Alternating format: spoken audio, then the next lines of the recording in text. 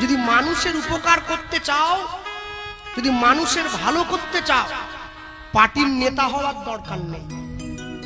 মানুষের উপকার করতে চাইলে লাইনে ঝান্ডা ধরার দরকার নেই, মানসিকতাটাকে উন্নত করলেই করা যায়। গিয়ে দাঁড়িয়েছি, মায়েদের পায়ে হাত দিয়ে প্রণাম করেছি, মায়েদের চোখে জল, মাথায় হাত দিয়ে আশীর্বাদ করছে, বাবা জীবনে অনেক বড় হও। তাদের আশীর্বাদে দেখুন আজকে আমার জীবনে অভাব নেই, আমার জীবনে মোটা ভাত মোটা কাপড় ঠিক জুটে যায়, আমি তো না খেয়ে থাকি না। আমি মায়েদেরকে প্রশ্ন করি, মা তোমার ছেলে নিশ্চয়ই খুব গরিব, তাই তোমায় দুমুঠো খেতে দিতে পারেনি, বাড়ির বাইরে বের করে দিয়েছে। কোনো মা বলে আমার ছেলে মাসে বেতন পায় 50,000 টাকা, কোনো মা বলে আমার ছেলে মাসে বেতন পায় 1 লক্ষ টাকা, কোনো মা বলে আমার ছেলে বড় সোনার ব্যবসা করে। কিন্তু আজ পর্যন্ত শুনলাম না কোনো মা বলছে আমার ছেলে টোটো চালিয়ে ভাত খায়, বলে না। যে মায়ের ছেলে টোটো চালিয়ে খায়, রিক্সা চালিয়ে খায়, জমিতে জন্মজুর খেটে খায়, সেই মা তার ছেলেকে বাড়ির বাইরে বের করে দেয়নি। যে মায়ের ছেলে মাস গেলে 1 লক্ষ টাকা রোজগার করে, সেই মায়ের ছেলে তার মায়ের হাত ধরে বাড়ির বাইরে বের করে দিয়েছে। বলুন, যে শিক্ষা আমাকে পিতামাতার সেবার থেকে দূরে করে দেবে, আমার মনে হয় এই শিক্ষা অর্জন করার থেকে আমি যদি মূর্খ হয়ে থাকতাম তাহলে জীবনে মনে হয় বেশি আনন্দ পেতাম। যারা মায়াপুরে গিয়েছেন, ইস্কনে গিয়েছেন, ইস্কনের আশ্রিত হয়েছেন, আমি যদিও সেই মতের সেই পথের নয়, তবু বলি ইস্কনের মানুষকে আমি ভালো করে চিনি। তার নাম হচ্ছে অ্যালফ্রেড ডি ফোর্ড, যার নাম হয়েছে অম্বরীশ দাস। ফোর্ড কোম্পানির গাড়ির মালিক। ইস্কনের চন্দ্রোদয় মন্দিরের উপরে যে 21 কিলো সোনার চূড়োটা লাগানো হয়েছে, এই সম্পূর্ণ সোনাটা সে দান করেছে। বলো, 1 গ্রাম সোনা কিনতে আমাদের ভিটে মাটি ঘাম ছুটে যায়, 21 কিলো সোনা দিয়ে দিয়েছে ভগবানের নামে। কেন? টাকাটা ব্যাংকে রাখলে বুড়ো বয়সে বসে খেতে পারতো না, ভগবানকে দিল কেন? একটা জিনিস চিন্তা করে নিয়েছে, সে বুঝে নিয়েছে আমি যে বুড়ো বয়স পর্যন্ত যাব এর গ্যারেন্টি কোথায়? ইহজগতে বাঁচতে গেলে তো অনেক কিছু সঞ্চয় করেছি, শেষ জীবনে তার চরণতলে যখন গিয়ে পড়বো আমাকে তো জবাব দিতে হবে আমি এখানে এসে কি করলাম। সারা জীবন ধরে ছেলে আমার, মেয়ে আমার, বাড়ি আমার, গাড়ি আমার, টাকা আমার, পয়সা আমার, 10 মিনিটের জন্য বাগনান থেকে হাওড়ার লোকালে উঠে লোকালের সিটে রুমাল রেখে দিয়ে বলি সিট আমার। হ্যাঁ, আমি কোনোদিন চিন্তা করিনি সব যদি আমার, তবে আমি কার? যেদিনকে দুটো চোখ বন্ধ হয়ে যাবে আমি দেখব আমার সামনে সব সরকারি খামার। হ্যাঁ, বৃন্দাবনে একটা মঠ তৈরি করেছি কেশিঘাটের কাছে।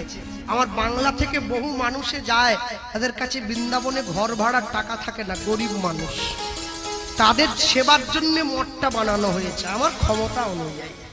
50 জন থাকবে, যতদিন খুশি থাকবে, মন্দিরে প্রসাদ পাবে, আমার নিতাই চৈতন্য সেবাশ্রম প্রসাদ পাবে, ভগবানকে যা দিয়ে জুটাবো তাই পাবে, বৃন্দাবন দর্শন করবে, বাড়ি আসার সময় সামনে প্রণামী বাক্স আছে, যদি ভালো লাগে কিছু দেবে, না ভালো লাগলে চলে আসবে। সেটা নিয়েও মানুষ আমাকে কথা শুনিয়েছে, আহা কীর্তনের টাকায় হচ্ছে নি, হ্যাঁ ব্যবসা খুলে ফেলেছ, মঠ ব্যবসা। হাতিটা বাজার দিয়ে চলে যায়, কুত্তাগুলো কি চিৎকার করছে, ওরে চিৎকার। হাতিটা বলে তোমরা আমাকে কেন ঘেউ ঘেউ করছো? বলে তুমি এত বড় কেন? বলে আরে আমি কেন বড়, ভগবানকে গিয়ে বল যে আমায় বড় বানালো। বলে না আমরা ছোট কেন? বলে তুই জিজ্ঞাসা কর তাকে কেন ছোট হলি। বলে না তুমি বড়, আমরা ঘেউ ঘেউ করে তোমাকে আমাদের জায়গায় টেনে নামিয়ে আনবো। কোনোদিন হবে নাকি? কোনোদিন হবে না। আপনি আপনার লক্ষ্যে স্থির থাকুন, মানুষে ঘেউ ঘেউ করবে, ও করতে দেন, ও করতে দেন। যে মদ খেয়ে রাস্তায় পড়ে থাকে তাকে কেউ টোন টিটকিরি করে না, যে হাতে জপের মালা নিয়ে তিলক সেবা করে রাস্তা দিয়ে চলে যায় তাকে লোকে টোন করে। কেন জানেন? বাকিরা চায় ওকে টেনে আমাদের জায়গায় নামিয়ে আনবো, তো এগিয়ে চলে যাচ্ছে। লোকে আবার ইঙ্গিত করে, গোপালের মা আবার ভক্ত হয়েছে, টোন করে লোকে। মনে রাখবেন পাইয়া মনুষ্য জন্ম জীব যদি করে পশু কর্ম, পশুজনী হইবে নিশ্চয়। জন্মিয়া এই চরাচরে যে যেমন কর্ম করে, কর্ম অনুযায়ী ফল তারে লইতে হয়। সারা জীবন ধরে যদি আম গাছ লাগান, মৃত্যুর সময় আপনি আম পাবেন, এতে কোনো সন্দেহ নেই। সারা জীবন ধরে যদি উচ্ছে গাছ লাগান, মরার সময় আপনাকে তিতো মুখে নিয়ে মরতে হবে, এতে কোনো সন্দেহ নেই। কর্ম তোমার ভালো হলে ভাগ্য তোমার দাসী, হৃদয় তোমার ভালো হলে ঘরেই মথুরা কাশী। আমি পুরীতে যাই, আমি বৃন্দাবনে যাই, আমি নবদ্বীপে যাই, আমি লক্ষ্য করি মানুষে মায়াপুর ইস্কনে সন্ধ্যেবেলা আরতি দর্শন করে কপালে তিলক নিয়েছে, আরতিতে খুব নেচেছে, হরে কৃষ্ণ করে নেচেছে। এবার নেচে টেচে এসে ইস্কনে গেটের বাইরে দাঁড়িয়ে ডিম ভাজা দিয়ে মুড়ি কিনে খাচ্ছে। তুই কেন এসছিস নবদ্বীপ? বাড়িতে ঘুমিয়ে থাকবি, যা লাভ আছে তাহলে। নবদ্বীপে যদি এসে ডিম ভাজা কিনেই তুমি খাবে, নবদ্বীপ যাবে কেন? হ্যাঁ, পুরীতে গিয়ে তুমি সমুদ্রের ধারে দাঁড়িয়ে রিলস ভিডিও বানিয়ে ফেসবুকে দেবে, আর তুমি চাইবে পাড়ার ছেলেরা আমাকে সম্মান করবে? কোনোদিন করবে না। সম্মান কোনোদিন জোর করে পাওয়া যায় না, সম্মান অর্জন করে নিতে হয়। যদি পেতে চাও কিছু, আগে মাথা করবে নিচু। যে যত অবনত সে হবে তত উন্নত। কেন? সব সময়ের জন্য মনে রাখবেন, আপনারে লোহে বিব্রত রহিতে আসে নাই কেহ অবনি পরে। সকলের তরে সকলে আমরা, প্রত্যেকে আমরা পরের তরে। এই যে ছেলে মেয়েগুলো বসে আসতে, এই যে ছেলে মেয়েগুলো বসে আছে, এরা তো পড়াশুনো করে প্রত্যেকে, এরা তো এমনি নয়। বলো মহাপ্রভুর জন্মসাল কবে? তখন থেকে গল্প করছে, বল দেখো, বলতে পারবে না? পারবে কেউ? কেউ সাহায্য করবেন না কিন্তু বাবারা। এবার বলো, হরগৌরী হোটেলের নায়িকার নাম কি? মুখে ঘুরছে, টাপ করে বলে দেবে, শুধু বলতে পারছে লোক আছে বলে। ঐশানী ঘোষ, ঐশানী ঘোষ মুখে ঘুরছে। হ্যাঁ, আপনারা বলবেন তুমি কি সিরিয়াল দেখো নাকি? না, দেখি বলতে কি, মাঝে মাঝে দেখি আর ভাবি কি ভূতের নাচন হচ্ছে এগুলো। হ্যাঁ, মাঝে মাঝে চিন্তা করি। মনে রাখবেন, হরগৌরী হোটেল দেখে কারো জীবনে উন্নতি হবে না। 10-5 মিলি নিজ দুয়ারে বসিয়া কীর্তন করিবে সবে হাতে তালি দিয়া। আরেকটা কথা মনে রাখবেন, তুলসীর মালা প্রত্যেকে পড়বেন, বাড়ির ছেলে মেয়েদের পড়াবেন, সবাই পড়বে। তুলসীর হার যে না পরে ছাড়, আমাকে তো পড়তেই হবে। তুলসীর হার যে না পরে ছাড়, বৃথা জন্ম গেল তার। লোকে আমায় বলে, আর গোপালবাবু এখনো আমি একটু আধটু টিকটিকি ডিমের শরবতটা ভালো খাই, কি করে মালা পরবো একটু বলো। যার যেটা ভালো লাগবে সেটা খাও, কিন্তু মালাটা পরো। কেন? যারা আমিষ খায় তারা অজুহাত দেবে না, মালাটা কণ্ঠের থেকে নামিয়ে পড়বে। যারা নিরামিষ সেবা করো, মালাটা কণ্ঠের সঙ্গে লাগিয়ে পড়বে। তাহলে পড়তে বলছি কেন? বলে লাইনে দাঁড়াও, তবে তো ডাক পাবে। যদি লাইনে না দাঁড়াও তাহলে? হ্যাঁ, একটা ছেলেকে বলেছিলাম, ও আমি গান করে বাড়ি যাওয়ার দিন 5 পরে আমাকে ফোন করছে, কৃষ্ণদা মালা কেনা হয়ে গেছে, তারপর ঘি মাখিয়ে কালো করেছি, মালার ধার মেরে দিয়েছি, কিন্তু দাদা কালকে সকালে মালাটা পরবো, আজকে রাত্রিবেলা একটা বিয়ে বাড়ির নিমন্ত্রণ আছে, কি করব? বিয়ে বাড়ির ডাক পড়েছে, তাহলে কি হবে? বলে আমি চান টান করে বিয়ে বাড়ি খেয়েটে এসে 8 দিন পরে মালাটা পরিয়ে নেবো, হবে না? বললাম তা তুমি ঠিক বলেছো ভাই, তুমি মনে করো আরো 8 দিন পরে আরেকটা বিয়ে বাড়ির ডাক পড়লো, তখন কি করবে? বলে হ্যাঁ তা তো ঠিক, তা তো ঠিক। এবারে তুমি মনে করো আরো 8 দিন পরে একটা অন্নপ্রাশন বাড়ির ডাক পড়লো, তখন কি করবে? সেখানেও খাসি, তখন কি করবে? বলে দাদা তাহলে কি করবো? আমি এবারে ঠিকটা আমি বলবো, তুই শোন। বলে কি? আমি এবার তুই মনে কর আরো 8 দিন পরে তোর যাবার ডাক পড়ে গেল, তখন কি করি? মালা তো পরাই হলে নি, এটা কি করবো? বলি এক্ষুনি পর, এক্ষুনি পরবো, এক্ষুনি পর। ওরে গায়ে কাদা মাগলে জম ছাড়বে নি, আমি ছোট ভাষাটা বলছি নি, গায়ে কাদা মাগলে জম ছাড়বে নি রে, মালা পর, মালা পর, মালা পরবে। ভালো লাগুক আর না লাগুক রোজ খাবে পিতা, ভালো লাগুক আর না লাগুক রোজ পড়বে গীতা। মুসলমানদের ধর্মগুরু হযরত মুহাম্মদ তার মুসলিম ভাইদেরকে বললেন, আমি আল্লাহ নই, আল্লাহর দূত। খ্রিস্টানদের ভগবান যীশু খ্রিস্ট তার খ্রিস্টান ভাইদেরকে বললেন, আমি ঈশ্বর নই, ঈশ্বরের সন্তান। কুরুক্ষেত্রের মাঠে দাঁড়িয়ে ভগবান শ্রীকৃষ্ণ অর্জুনকে বললেন, আমি স্বয়ং ভগবান। যার জন্য তো আদালতে গিয়ে লাল কাপড়ে মোড়া বইতে হাত দিয়ে বলতে হয়, যাহা বলিব সত্য বলিব, সত্য ছাড়া মিথ্যা বলিব না। ওটা কোরআন নয়, ওটা বাইবেল নয়, ওটা শ্রীমদ ভগবত গীতা। যারা কোর্টে গীতা রেখেছে ওরা কি আমার মতো 8 পাস নাকি? হ্যাঁ, the great educated person, the well human being, তারা জানে কোর্টে হাত দিয়ে গীতার ওপরে কেউ যদি মিথ্যে কথা বলে, ইহজগতের কোর্টে সে ছাড়া পেয়ে গেলেও ভগবানের কোর্টে বিচারটা তোলা থাকবে, ঠিক সময়ে গিয়ে তার বিচারটা হয়ে যাবে। মনে রাখবে, যারা বাড়ির বাইরে বাবারা যান, চাকরি করেন, ব্যবসা করেন, ছেলে মেয়েরা পড়াশুনো করে, এক পকেটে মোবাইল রাখেন, আরেক পকেটে গীতা রাখুন, তবে তো জীবনের ব্যালেন্স থাকবে। সপ্তাহে একদিন করে বড় হোটেল রেস্তোরাঁয় যান খেতে, একদিন করে হোটেলে যান, সপ্তাহে একদিন করে মন্দিরে গিয়ে প্রসাদ পান, তবে তো জীবনে ব্যালেন্স থাকবে। মাসে একদিন করে পিকনিক করতে যান, মাসে একদিন করে হরি কথা শুনতে যান, তবে তো জীবনে ব্যালেন্স থাকবে। দস্যু রত্নাকরের মতো মরার সময় রাম রাম নয়, রাম রাম মরা মরা বলতে বলতে তবেই উচ্চারণ হয়েছিল। আমি যদি তার চরণটা ভালোবেসে থাকি, এক না একদিন ঠিক উচ্চারণ হবে। হ্যাঁ, অযোধ্যায় রাম মন্দির তৈরি হয়ে গেল, লোকের কি জ্বালা পোড়া। একটা স্কুল করলে হয়তো নি, মন্দির হয়ে গেল। আরে স্কুলও হচ্ছে, স্কুলেরও দরকার, মন্দিরেরও দরকার।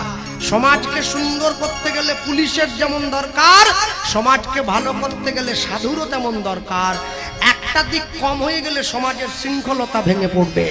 মনে রাখবে, ভক্তমণ্ডলী ভক্তিমতী মায়েরা নিতাই চাঁদের চরণটা জড়িয়ে ধরে উদ্দারণ দত্ত যখনই নয়নের জলটা ফেলেছে, নিতাই চাঁদ উঠে বসেছে, উদ্দারণ তুমি কাঁদছ আজকে?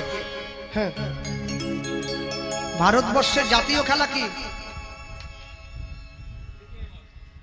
না, ফুটবল না। হ্যাঁ, হাডুডু খেলা। দেখেন না, একটা লোকে দম দিয়ে ছুটে চলে যায়, 5টা লোকে পিছন থেকে ঠ্যাং ধরে খেঁচে রাখে, বলে ওকে দাগটা ছুটে দিব নি। বাঙালিদের চরিত্র হচ্ছে ওই রকম। একটা লোক উপরের দিকে উঠে যাচ্ছে, পুরো পাড়া তার ঠ্যাং ধরে পিছন দিকে টেনে নামাচ্ছে, বলে তুই উঠবি, দেব নি। আমার ছোট বাড়ি হবে, তোরও ছোট বাড়ি হবে। আমার রিক্সা থাকবে, তোরও রিক্সা। তুই কেন সাইকেল কিনবি রে? প্রয়োজন পড়লে রাত্রিবেলা রাস্তায় কাঁটা দিয়ে দেবে, চাকা লিক করে দেবে। মনে রাখবে, এই জন্য আমাদের জীবনে এত দুঃখ। এত সুন্দর মন্দিরটা বানিয়েছেন গ্রামের মানুষ সবাই।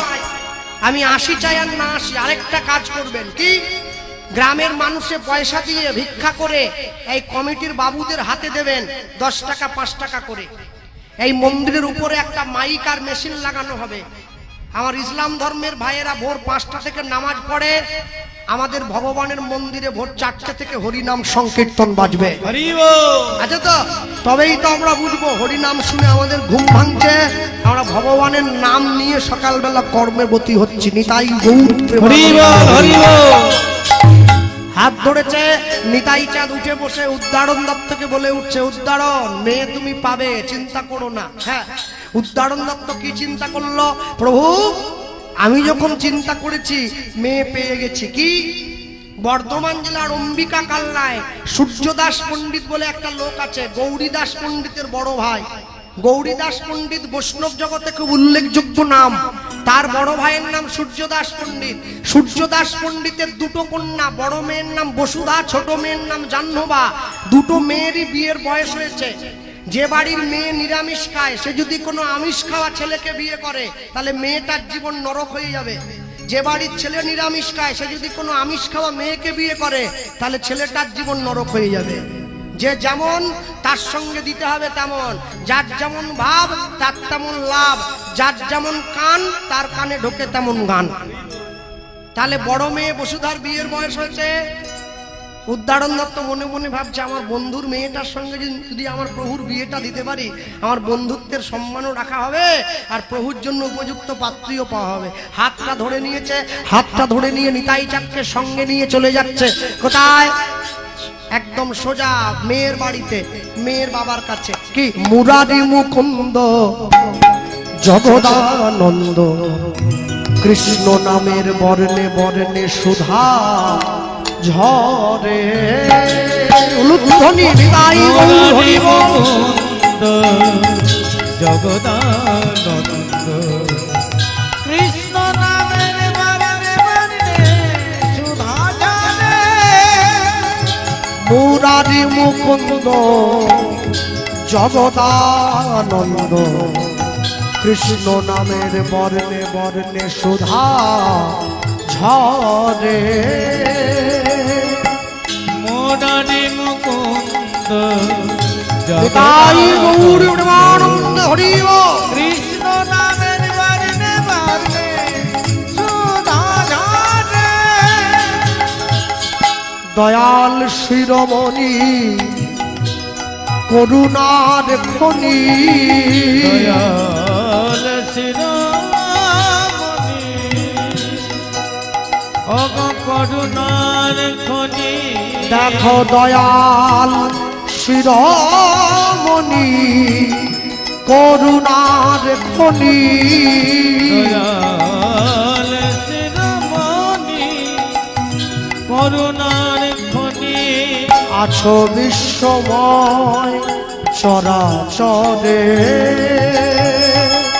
মুরারি মুকুন্দ তাই গৌর হরি বল কৃষ্ণ নামের বর্ণে বর্ণে সুধা ঝরে মুরারি মুকুন্দ জগদানন্দ কৃষ্ণ নামের বর্ণে বর্ণে সুধা ঝরে প্রাণ ভরে ভজ হিংসা দেশ তেজ ডুবে থাকো সদাই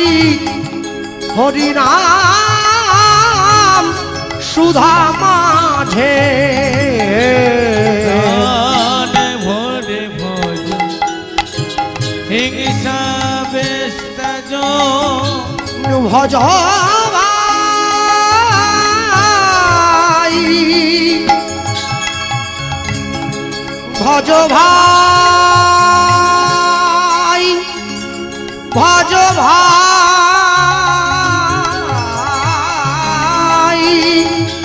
ভজ ভাই ভজ ভাই ভজ ভাই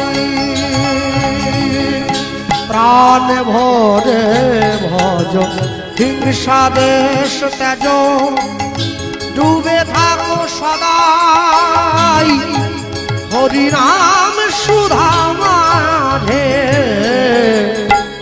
হরির প্রেম ভরে ভজ হিংসা বেশ তেজ ডুবে থাকো সদাই হরিনাম সুধা মাঝে গুরু গোবিন্দ চরণ আসে মহানাম কাঁদে গুরু গোবিন্দ চরণে আছে মহানামে কাঁদে দেখো গুরু গোবিন্দ চরণ আসে মহানাম কাঁদে গুরু গোবিন্দ চরণে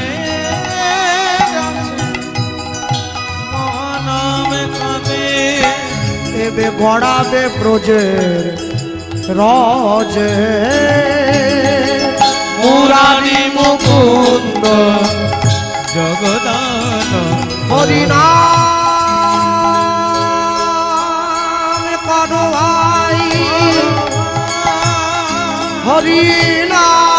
হরিনাম করো ভাই গারি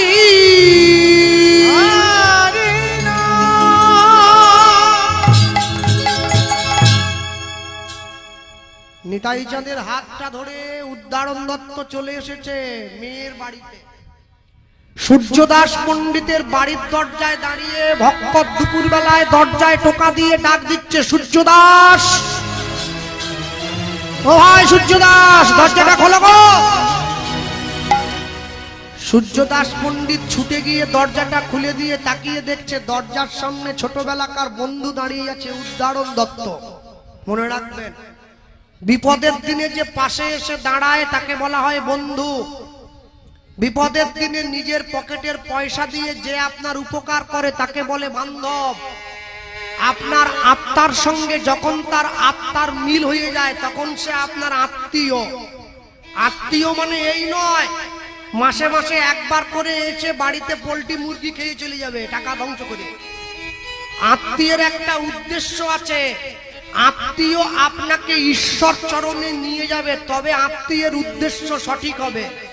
এই যে মায়েরা বসে আছেন সারা জীবন রান্না করে দিন কাটালেন, মনে রাখবেন আপনাদের হাতের রান্না সেই দিন সফল হবে যেই দিনকে আপনাদের হাতের রান্না গোবিন্দ সেবায় ভগবানের ঘরে ভোগ হয়ে ঢুকবে, সেদিনকে হাতের রান্না সফল হবে, তার আগে নয়। সারা জীবন ধরে রান্না করে শুধু ভূত খাওয়ানো হলো, লাভের লাভ কিছু হলো না। আসল জায়গাটায় রাঁধতে শেখো। আমি একটা জিনিস লক্ষ্য করেছি কীর্তনে, কি বলতো, সেটা হচ্ছে 3 ঘন্টা আমরা একটা কর্মের মধ্যে দিয়ে থাকি, আমাদের সময়টা কেটে যায়, কিন্তু যারা সামনে বসে থাকে 3 ঘন্টা একভাবে বসতে একটু কষ্ট হয়, তারা মাঝে মধ্যে উঠে বাইরে যায়, হাত পা ছাড়ায়। এবারে আমাদের মধ্যে একটা নীতি ঢুকে গেছে, কিরকম, যখনই দেখি কেউ একটু উঠে বাইরে যাচ্ছে, আমাদের কিছু মুখস্থ মাল আছে, সামনে রাধে রাধে জপা করো, কি হলো ব্যাপারটা, তুমি তো দিব্যি ভালো দুম করে এটা কি গুঁজে দিলে কেন, বলে না লোক উঠে যাচ্ছে। আরে লোক উঠে যাচ্ছে বলে তুই ওটা গুঁজে দিলি ঝট করে নিয়ে গিয়ে। হ্যাঁ, হিন্দি ভজন খারাপ নয়, আমি সেটা বলবো না, ভজন ভালো, আগে জমিটা তৈরি করো তারপরে তো ভজনটা গাইবে। মনে রাখবে, তোমার পরিবেশন যদি সঠিক হয়, তুমি যদি তোমার যোগ্যতাকে সঠিক কাজে ব্যবহার করো, তুমি যদি দেখো শেষ পর্যন্ত 10 জনা বসে আছে, ওই 10 জনা তোমার রিপোর্টটা দিয়ে দেবে তুমি কি করলে আর কি না করলে। কেন জানে, সারা জীবন যত ভালো কাজের চেষ্টা করুন আপনি সবার কাছে সম্মান পাবেন না, এ আশা করাই ভুল। ভগবান কৃষ্ণ যখন দুর্যোধনের কাছে গিয়েছিল যে পাণ্ডবরা তো যুদ্ধ চায় না, আমি পাণ্ডবদের পক্ষ থেকে এসেছি, তুমি ওদেরকে 5টা গ্রাম দিয়ে দাও। দুর্যোধন কি বলেছিল, মানি নাই, মানব না, না দিব অবনী, বিনা যুদ্ধে নাহি দিব সুচাগ্র মেদিনী। শুধু তাই নয়, কৃষ্ণকে আবার শিকল দিয়ে বেটা বাঁধতে পর্যন্ত গেছে। তাহলে দুর্যোধন হয়ে কৃষ্ণকে অপমান করেছে, আমি তো মানুষ, ও চিন্তা করে লাভ নেই। আপনি সমাজে যতই ভালো কাজ করুন আপনাকে অপমান শুনতে হবে, নাম থাকলে বদনাম থাকবে, নাম যার নাই তার বদনামও নাই। প্রত্যেকটা মানুষের জীবনে একটা করে লক্ষ্য বস্তু আছে। শিশুর দেখি যে লক্ষ্য মাতৃদুগ্ধ পানে, মাতৃদুগ্ধ পানে। কি ভাবছেন টাকা 10,000 বেশি দেবে বলছে, বলছে 4 ঘন্টা করতে হবে। হ্যাঁ বাবা এরকম দেখাচ্ছে, এই খেলা কি আজ খেলতে নেমেছি নাকি? হ্যাঁ, 2003 সাল থেকে খেলে বেড়াচ্ছি, 24 হয়ে গেল, 2024। চলো, শিশুর দেখি যে লক্ষ্য মাতৃদুগ্ধ পানে, মাতৃদুগ্ধ পানে। মাতালের লক্ষ্য দেখি মদের সন্ধানে, মদের সন্ধানে। বানরের লক্ষ্য দেখি ফলেরই বাগান, ফলেরই বাগান। শকুনের লক্ষ্য দেখি ভাগাড়ের সন্ধান, ভাগাড়ের সন্ধান। শিগালের লক্ষ্য মরা নিয়ে টানা টানি, টানাটানি। নিন্দুকের লক্ষ্য শুধু পরনিন্দা গ্লানি, পরনিন্দা গ্লানি। সতী খুঁজে পুঁজিবারে পতির চরণ, পতির চরণ। অসতীর লক্ষ্য হরে কিসে পরের মন, কিসে পরের মন। এই জগতে বারে বারে যেদিকেতে চাই, যেদিকেতে চাই। পৃথক পৃথক লক্ষ্যের মানুষ দেখিবারে পাই, দেখিবারে পাই। কারো লক্ষ্য উচ্চ কারো নীচ, অতি ঘৃণ্য, অতি ঘৃণ্য। কেহ বা বিদ্রুপের পাত্র, কেহ ধন্য ধন্য। কেহ ধন্য ধন্য। সব লক্ষ্য মধ্যে কার লক্ষ্য শ্রেষ্ঠ বলে মানি, শ্রেষ্ঠ বলে মানি। যার লক্ষ্য আমার মহাপ্রভুর রাঙা চরণ দুখানি মহাপ্রভু রাঙা চরণ দুখানি। বিবেকানন্দ ছুটে গিয়ে বিদ্যাসাগরকে জিজ্ঞাসা করছে, আপনি তো জ্ঞানের সাগর বিদ্যাসাগর, আমায় বলুন, আমি তো পড়াশুনো করেছি, লোকে বলছে গুরু দীক্ষা না নিলে নাকি জীবন সফল হয় না, কাকে গিয়ে গুরু করব? পশ্চিমবাংলায় এখন তো ঘরে ঘরে একটা করে সব pass, BA pass, MA pass, তারপর ধপাস, কোনো লাভ নাই। আজ থেকে 150 বছর আগে যে ছেলেটা গ্রাজুয়েট হলো, ও এখনকার মতো টুগলি করা মাল নয়। ইতিহাস পরীক্ষার দিন ভূগোলের টুগলি করে নিয়ে শেষ পেলে পরীক্ষা, আসল পড়াশুনো জানা ছেলে। বিবেকানন্দ যখনই প্রশ্ন করেছে, সঙ্গে সঙ্গে বিদ্যাসাগর বলে উঠছে, কামারপুকুরে একটা লোক আছে, তার নাম গদাধর চট্টোপাধ্যায়, রামকৃষ্ণ। খবরদার, একটা মূর্খ যে স্কুলের দরজা দেখেনি, তাকে তুমি আমাকে বলছো আমি গুরু করব? হ্যাঁ, আরে আমি বিবেকানন্দ নয়, আমি নরেন্দ্রনাথ দত্ত। আমার জীবনের প্রশ্নের উত্তর দিতে পারবে এত বড় ক্ষমতা এই লোকটার আছে নাকি? বিদ্যাসাগর বলছে, যে একবার দেখো না ভাই, ভালো না লাগলে। হ্যাঁ, বিবেকানন্দ মনে মনে চিন্তা করছে, আমি দিনের বেলা যাব না, রাত্রেবেলা যাব, আমার সম্মান আছে না? এখনকার দিনে ছেলে মেয়েদের আমি শুধু দেখি, এরা একটা ভালো করে পুরো কথা ইংরেজিতে বলতে পারে না, আবার সকালবেলা ঘুম থেকে উঠে বলে গুড মর্নিং। ইস, সব ব্রিটিশের গলা মারিয়ে এসেছে, ঠিক মতো বাংলা বলতে জানেনি, এর গুড মর্নিং বলছে। Twinkle twinkle little star how I ever what you are up above the water high like a diamond in the sky. ওরে ইংলিশ রে বাবা, পট। হে বঙ্গ ভান্ডারে বিবিধ রতন, তা সবে অবদ আমি অবহেলা করি, পরধন লোভে মত্ত করিনু ভ্রমণ, পরদেশে ভিক্ষাবৃত্তি কুক্ষণে আচরি, কাটাইনু বহুদিন সুখ পরিহরি। এটা তো পড়বি, তুই কি পড়িস? কি হ্যাঁ, কি পড়িস? বিবেকানন্দ রাতের অন্ধকারে চাদর মুড়ি দিয়ে রামকৃষ্ণ দেবের পাতার কুটিরের সামনে গিয়ে দাঁড়িয়েছে। দরজাটা আলতো করে ভেজানো আছে, দরজাটা হালকা করে ঠেলে দিয়ে দেখছে, যে লোকটা স্কুলের দরজা দেখেনি, সেই লোকটা দোয়াতের মধ্যে কালি ডুবিয়ে খসখস করে পাতার উপরে কি লিখে চলে যাচ্ছে। বিবেকানন্দ চমকে উঠল, এ কেমন শিক্ষিত লোক, যে স্কুল যায়নি সে আবার লেখে নাকি? হ্যাঁ, বিবেকানন্দ দাঁড়িয়ে আছে, রামকৃষ্ণ দেব হাতের কলমটা নামিয়ে রেখে ঘরের মধ্যে বসে বলে উঠল, কে নরেন এলি? ঠাকুর, তুমি কি আমায় দেখতে পেয়েছ? আমি দেখিনি রে, আমার মা দেখেছে। মা তো তোর কথা আমায় বলল। কি বলল? তোকে যেন আমার ঘরে ঢুকতে না দে। কি মা তোমাকে? হ্যাঁ, শোন, তুই যখনই আমার ঘরের দরজায় দাঁড়িয়েছিস না, আমার নাকে একটা পোড়া পোড়া গন্ধ এসে লাগলো। পোড়া গন্ধ?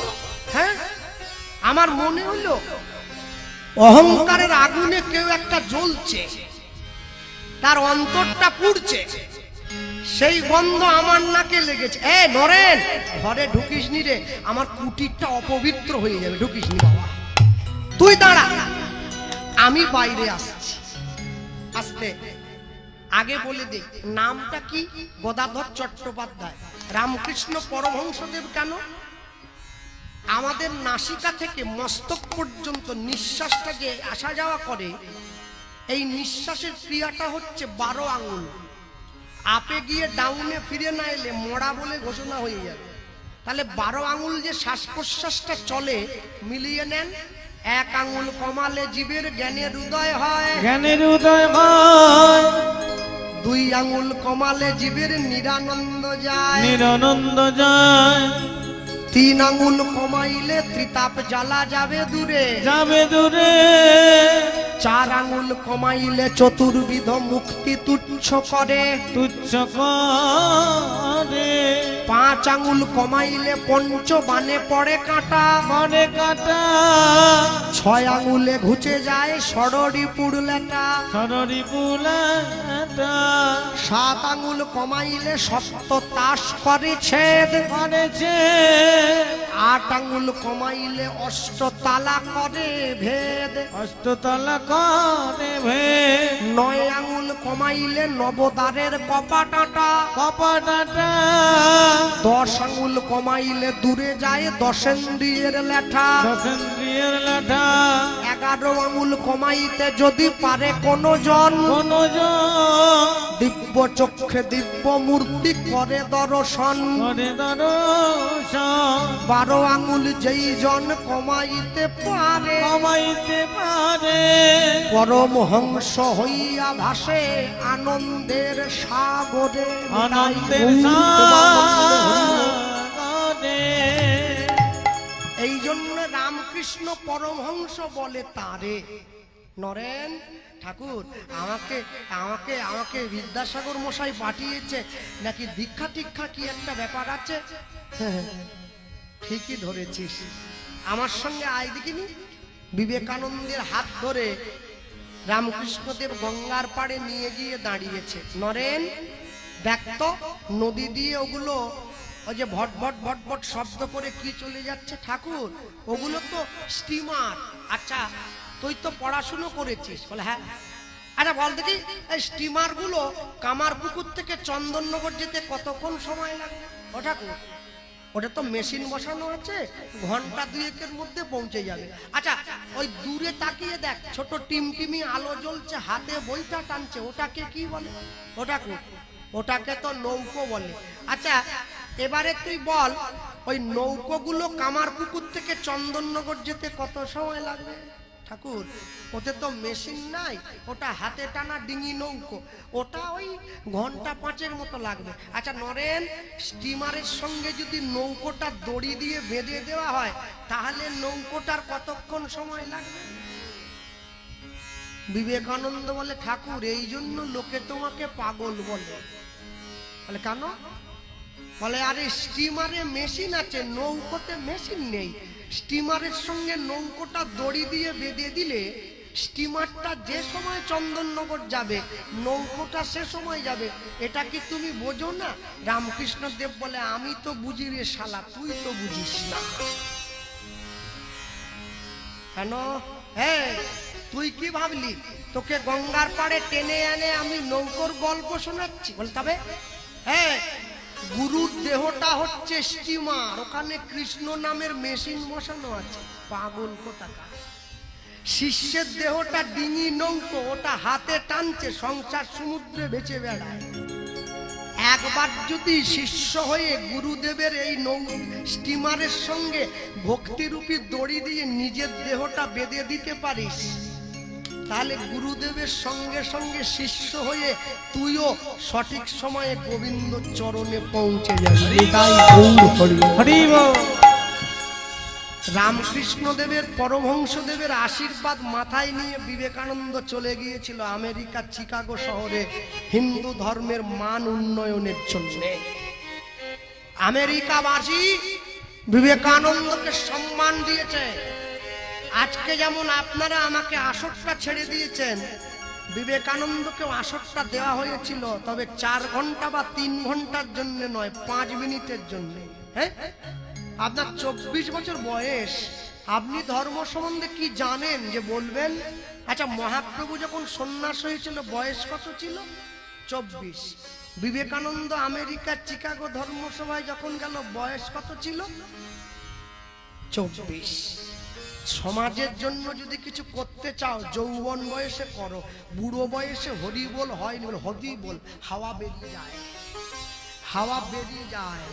যৌবন বয়সে করবে তুমি যদি সমাজের জন্য কিছু করতে চাও। বিবেকানন্দ ওই 5 মিনিট সময়টা তিনি যে কথাটা প্রচার করেছিলেন আমেরিকার মাটিতে দাঁড়িয়ে, সেই কথাটা শোনার পরে আমেরিকাবাসী তাকে সময় দিয়েছিল 2 ঘন্টা। ভারতবর্ষের সম্বন্ধে বলে যাচ্ছেন, বলতেই আছেন, শেষে গিয়ে বললেন আমি তোমাদেরকে যে ধর্ম নিয়ে বললাম এটা কোনো ধর্মের নামে নামকরণ করবে না, এই ধর্মের নাম দেবে রিলিজিয়ন অফ জেন্টলম্যান, ভদ্রলোকের ধর্ম। এই জগতে ভদ্র মানুষ যে ধর্ম পালন করে সেই ধর্মটাই সনাতন ধর্ম। মনে রাখবে ভক্তমণ্ডলী, ভক্তিমতী মায়েরা, সন্ন্যাসী মানুষ, কাছে তো পয়সা নেই, আমেরিকাবাসী সুযোগ দিয়েছে, তবু গিয়ে গাছের তলায় বসে আছে, মানুষের কথা শুনছে। এমন সময় একটা মেয়ে এসে বিবেকানন্দের সামনে দাঁড়িয়ে বলছে, আপনাকে একটা কথা বলবো। বলো। আপনি সবার সব ইচ্ছা পূরণ করছেন, আমার একটা ইচ্ছা আছে। বলো মা, কি ইচ্ছা? আপনি আমাকে বিয়ে করবেন? সরাসরি দাঁড়িয়ে প্রশ্ন করে দিল, বিয়ে করবেন? বিবেকানন্দ বলছে, মা একটু ভুল হয়ে যাচ্ছে তোমার, তুমি আমার দিকে তাকাও। আমি সন্ন্যাসী, পায়ে খড়ম পড়েছি, মাথায় পাগড়ি দিয়েছি, গেরুয়া পোশাক পরেছি, আমি তো সন্ন্যাসী, ব্রহ্মচর্য রক্ষা করি, আমি তো বিয়ে করতে পারবো না মা। যেই বলেছে মেয়েটা কাঁদতে কাঁদতে ঘুরে চলে যাচ্ছে। বিবেকানন্দ মেয়েটাকে ডেকে বলছে, আচ্ছা মা, আমেরিকার মতো জায়গায় এত ভালো ভালো ছেলে থাকতে তুমি আমার মতো সন্ন্যাসী ভিখারিকে বিয়ে করবে, এটা তোমার লাভ কি হবে মা? আমার তো নিজেরই থাকার জায়গা নেই। বলে কেন বিয়ে করব জানো? কেন? বলে তোমাকে বিয়ে করে তোমার ঔরসে আমি তোমার মতো একটা তেজস্বী সন্তানের জন্ম দেব। পিতার যদি এত ক্ষমতা হয় তাহলে ভেবে নাও তোমার হাতে জন্ম দেওয়ার সন্তানের ক্ষমতা কত হবে। আমার সন্তান যখন রাস্তা দিয়ে চলে যাবে, গর্বে আমার বুকটা ভরে যাবে।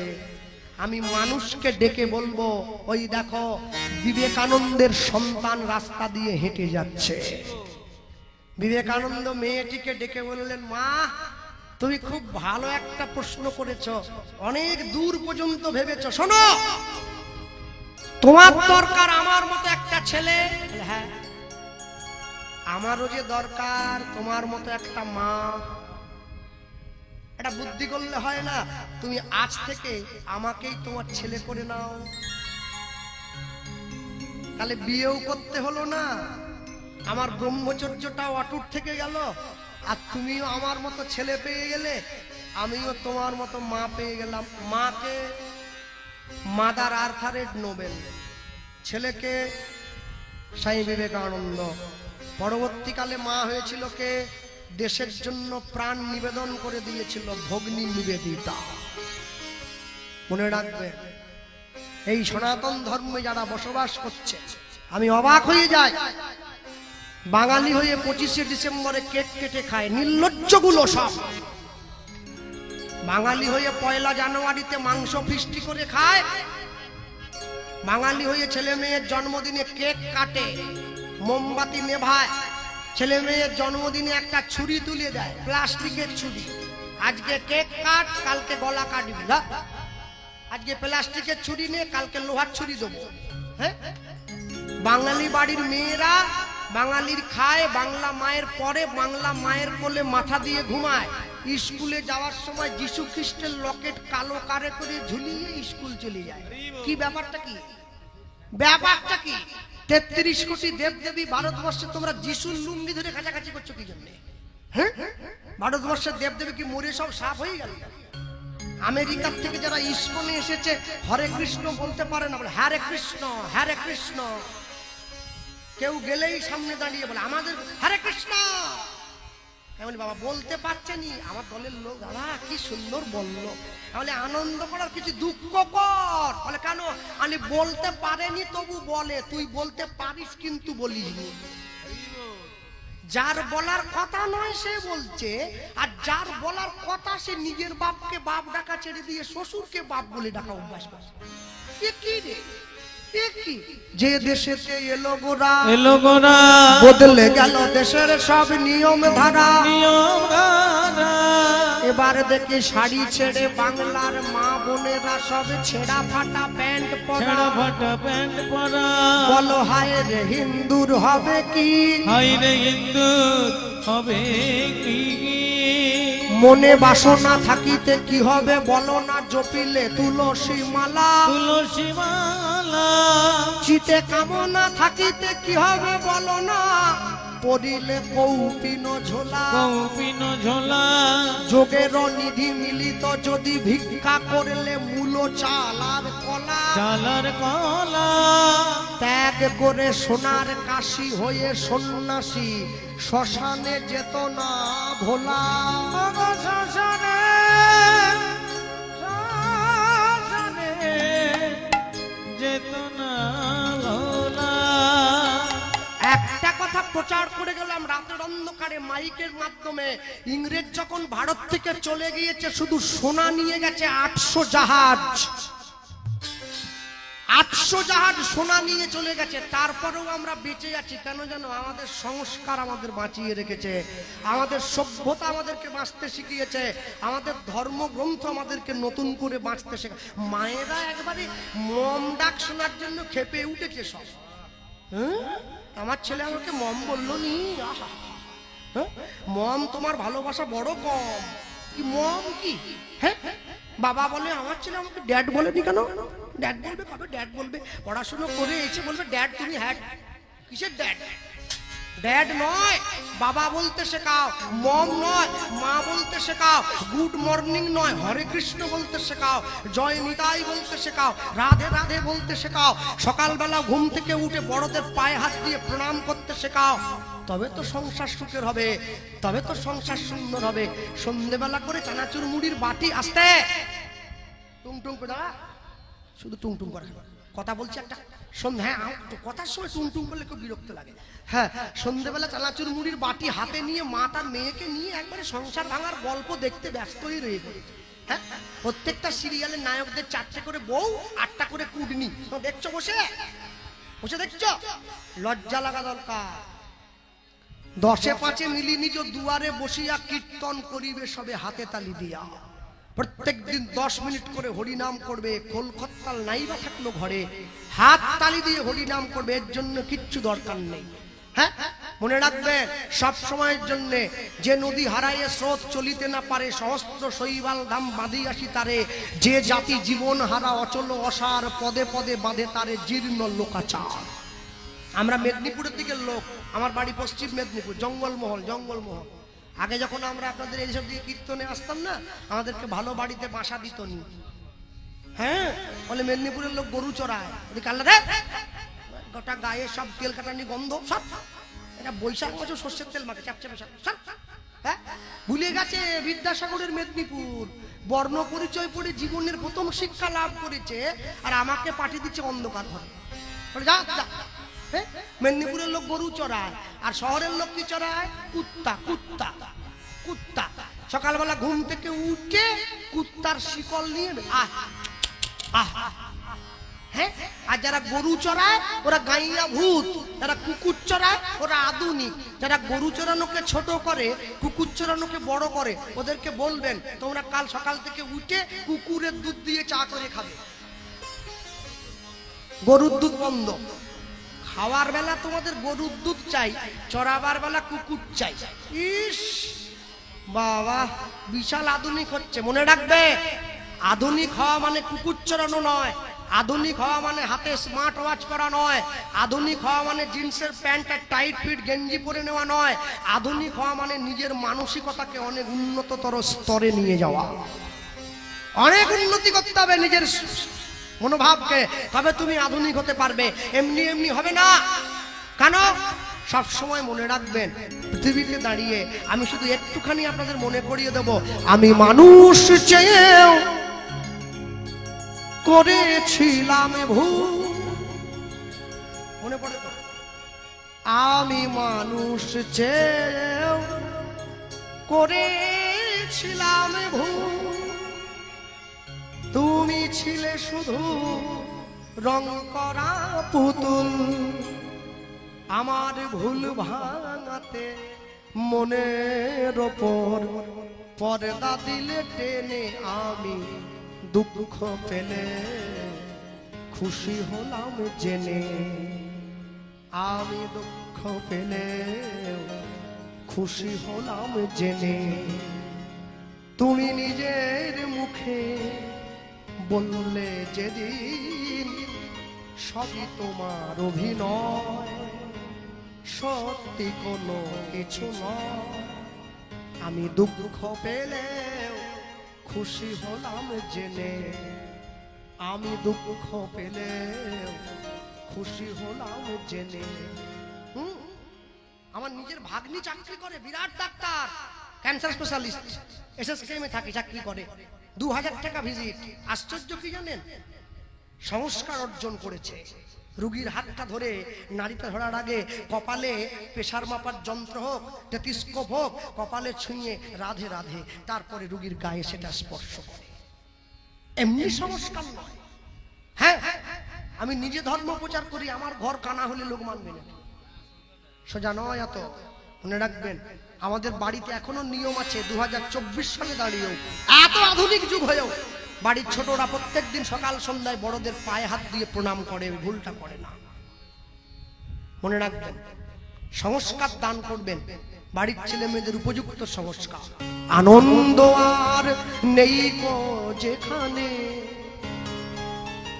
শুধু মুখের হাসি সাজিয়ে রেখে কাজ কি সেখানে। আনন্দ আর নেই কো যেখানে, শুধু মুখের হাসি সাজিয়ে রেখে কাজ কি সেখানে। এই বুকের জ্বালা বুকেই গোপন করে, এই বুকের জ্বালা বুকেই গোপন করে, বল লাভ কি হবে নকল মালা পরে। এই বুকের জ্বালা বুকেই গোপন করে, বল লাভ কি হবে নকল মালা পরে। আমার সাজানো এই বাগানটাতে পর্দা দিলে টেনে আমি দুঃখ পেলে খুশি হলাম জেনে, আমি দুঃখ পেলে খুশি হলাম জেনে। একে বলে গান। এখন এলো গান নাকি, পাগলু 2। চি চি চি, ইস, সমাজটা একবারে নিচের দিকে নেমে যাচ্ছে আস্তে আস্তে করে। কি সব গান, যে গানে ব্যথায় ভরে যায় মনোপ্রাণ, তাকে তো বলে গান। যে গানে নয়নের জলধারা নেমে আসে অবিরাম, তাকে তো বলে গান। যে গান কান পর্যন্ত গিয়ে থেমে যায় তাকে গান বলে না, যে গান প্রাণ পর্যন্ত পৌঁছে যায় তাকে গান বলে। শোনেননি, যখন এমন হয় জীবনটা মনে হয় ব্যর্থ আবর্জনা,